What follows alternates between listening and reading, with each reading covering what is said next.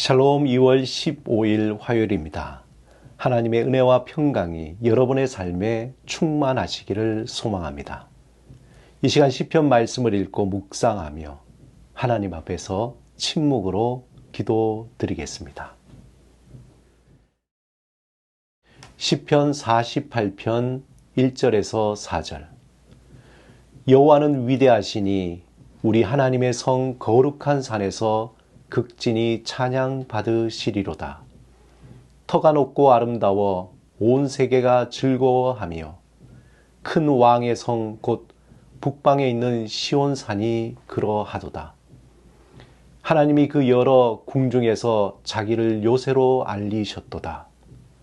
왕들이 모여서 함께 지나갔으며 그들이 보고 놀라고 두려워 빨리 지나갔도다.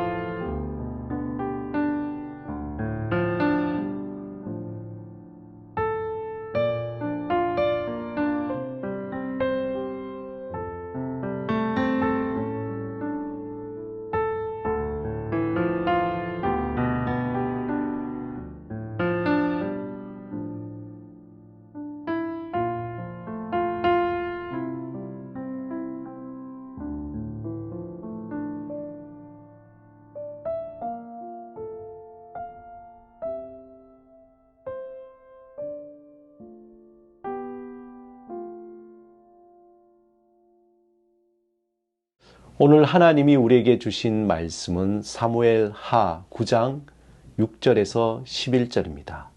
함께 말씀을 읽고 우리에게 들려주시는 하나님의 음성을 듣겠습니다.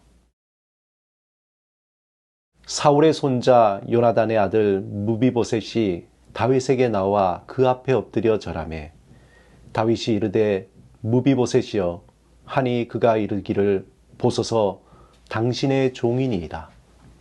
다윗이 그에게 이르되 무서워하지 말라. 내가 반드시 내 아버지 요나단으로 말미암아 내게 은총을 베풀리라. 내가 내 할아버지 사울의 모든 밭을 다 내게 도로 주겠고 또 너는 항상 내 상에서 떡을 먹을지니라 하니 그가 절하여 이르되 이 종이 무엇이기에 왕께서 죽은 개 같은 나를 돌아보시나이까 하니라. 왕이 사울의 시종 시바를 불러 그에게 이르되 사울과 그의 온 집에 속한 것은 내가 다 내 주인의 아들에게 주었노니 너와 내 아들들과 내 종들은 그를 위하여 땅을 갈고 거두어 내 주인의 아들에게 양식을 대주어 먹게 하라. 그러나 내 주인의 아들 무비보셋은 항상 내 상에서 떡을 먹으리라 하니라. 시바는 아들이 15명이요 종이 20명이라. 시바가 왕께 아뢰되 내 주 왕께서 모든 일을 종에게 명령하신 대로 종이 준행하겠나이다 하니라. 무비보셋은 왕자 중 하나처럼 왕의 상에서 먹으니라. 오늘 본문인 사무엘하 9장은 매우 짧은 이야기입니다. 하지만 우리의 마음을 아주 따뜻하게 하는 이야기죠. 다윗은 평생 사울 왕에 의해 목숨의 위협을 받으며 쫓겨다녔습니다. 그러다 사울이 전쟁에서 죽고 다윗이 왕위에 올라 이스라엘 통일 왕국의 왕이 되었습니다. 일반적으로 왕위에 오르면 정적의 자손들을 멸절시킵니다. 그런데 오늘 본문의 이야기에서 다윗은 사울 왕가의 자손을 추적하다가 사울의 손자 요나단의 아들이었던 무비보셋이 남아있다는 사실을 알게 되고 그를 데려오게 됩니다. 그리고 그를 잘 환대하고 그의 기업을 회복시켜주고 또한 왕실과 함께 살 수 있도록 허락해주는 정말 마음이 훈훈하게 하는 이야기입니다. 다윗은 오래전에 사울의 아들 요나단과 약속한 것이 있죠. 그것을 기억한 것입니다. 요나단은 다윗이 왕이 될 것으로 알았고 다윗과 약속을 하였습니다.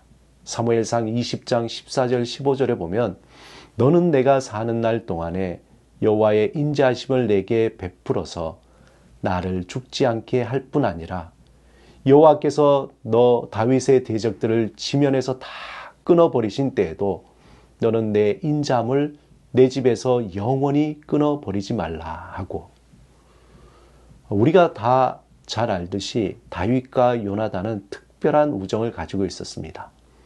다윗은 요나단과 한 그 약속을 잊지 않고 이행했습니다. 그런데 본문 3절을 우리가 주목해 볼 필요가 있습니다. 다윗은 고백하기를 내가 그 사람에게 하나님의 은총을 베풀고자 하노라. 다윗은 사실 사울에 대한 많은 응어리를 가지고 있었죠. 다윗은 사울에게서 시기와 미움과 의심과 급기야 살해의 위협을 받았습니다. 그런 사울과 알 수 없는 그 응어리가 마음에 맺혔을 것입니다.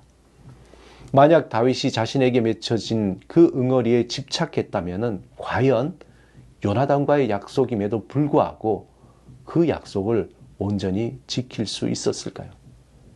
다윗은 그 마음에 작은 응어리가 생겨날 때마다 그것에 온갖 미움과 억울함과 슬픔과 원망 등으로 영양분을 공급하지 않았습니다.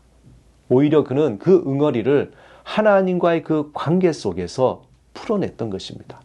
더 정확하게 말하자면 하나님이 다윗의 응어리를 그의 자비하심으로 덮어주셨습니다.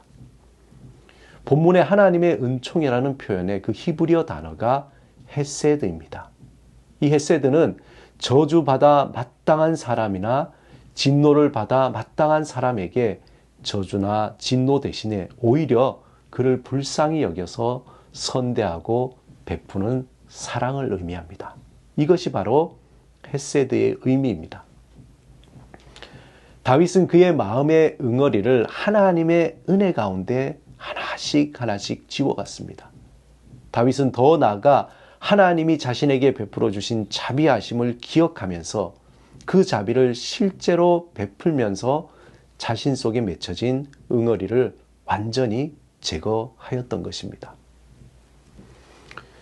우리 안에 삶의 응어리가 만들어질 때 그 응어리는 처음에는 휴지와 같이 아주 부드럽지만 그 응어리를 그대로 두면 바위와 같이 단단하게 되어서 우리의 삶에 커다란 걸림돌이 됩니다.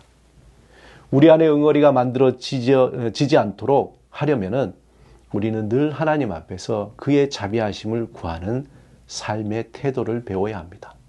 하나님 앞에서 내려지는 하나님의 그 자비하심이 우리 마음에 스며들 때 우리의 마음을 촉촉한 대지와 같게 하여서 삶의 시련들이라는 씨앗들을 우리를 통해서 우리가 예상하지 못했던 풍성한 자비의 열매로 맺히게 됩니다.